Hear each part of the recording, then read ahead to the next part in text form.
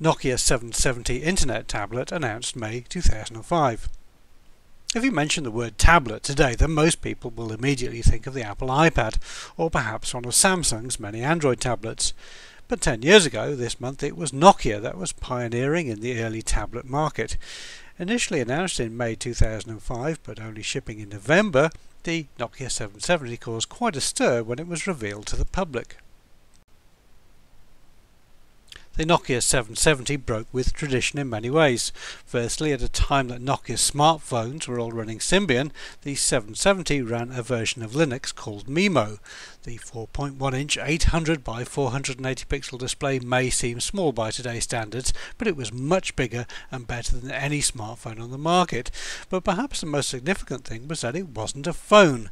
It couldn't make calls, and to access the internet you either needed to use Wi-Fi or connect to another phone using Bluetooth.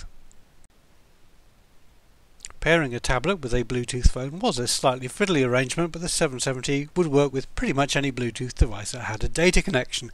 It also meant that you weren't lumbered with carrying around the tablet when you just wanted to carry around a much more compact phone, and because the tablet and phone both had their own batteries, then it meant that web surfing wouldn't drain your phone.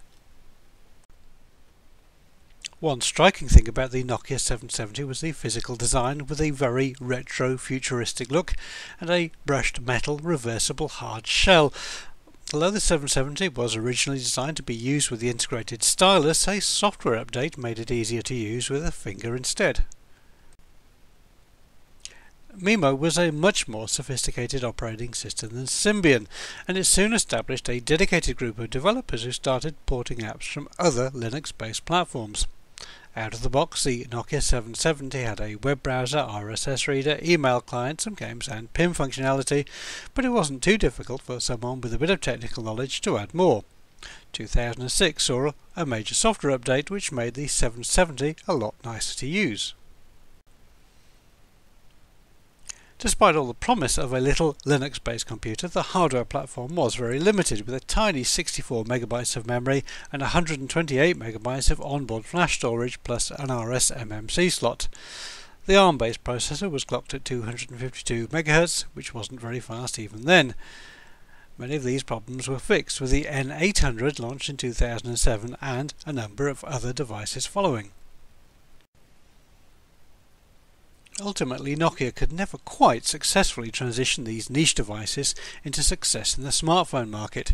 The MeMo-based Nokia N900 was the first and last MeMo-based smartphone launched in 2009, and a catastrophic decision to try to merge MeMo with Intel's Moblin OS stalled the development of the product line with disastrous effects. It's an interesting and inexpensive device for collectors, and although they are quite rare, they tend to sell for less than €50, although remember that functionality is strictly limited compared to a tablet of today.